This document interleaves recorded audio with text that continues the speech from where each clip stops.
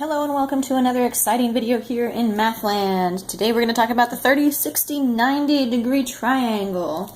Okay, I've got a lovely triangle drawn for you here, and I'm going to set up the how the proportion is for a 30, 60 degree triangle. So across from the smaller angle, the 30 degree angle, I'm going to call that side S. And then across from the larger angle, the 60 degrees, it is the smaller side, S times the square root of 3.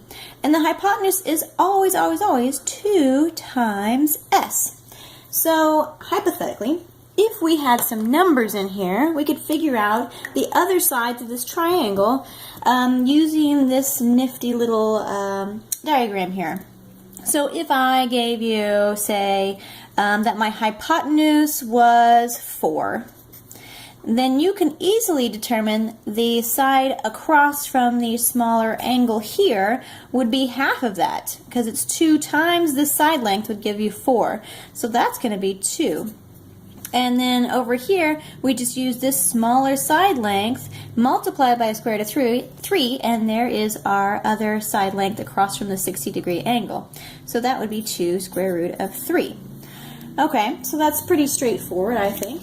Now, what trips up a lot of students is that if you were given, I'm going to draw another triangle here.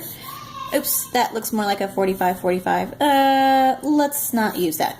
Let's use something that actually looks like a 30, 60, 90. Here's 60 degrees. Here's 30 degrees. And let's see, let's get some numbers here. Okay, I know this is how the proportion is set up with this triangle. And if I gave you not the hypotenuse, because that would be easy to find those numbers. Not the smaller side length, because that would be easy to find those numbers. But I'm going to give you the side length across from the larger angle. I'm going to say that's 4. So how would we find those side lengths? Okay, so if my S times the square root of 3 has to equal 4, I'm going to use that to find the other side length. So if that was 4, if my S of square root of 3 times square root of 3 equals 4, what's my S? We're trying to find out what the smaller side length is so we can find it and the hypotenuse. So let's go ahead, and this is being multiplied, so I'm going to divide both sides of square root of 3, both sides of square root of 3, and then we have S equals 4 over the square root of 3. But we need to rationalize that because that is ugly, and in Mathland we don't like radicals in the denominator. So it's going to be S equals 4 square root of 3 over 3. So that is the actual length right here. Lovely. So if they're looking for an approximate value, you can put that into a calculator and find the approximate value, or you can leave it as a radical. That would work as well. So now we have the shorter side length here across from the 30 degree angle. We already have the other side length. So now let's find the hypotenuse. You could use the Pythagorean theorem.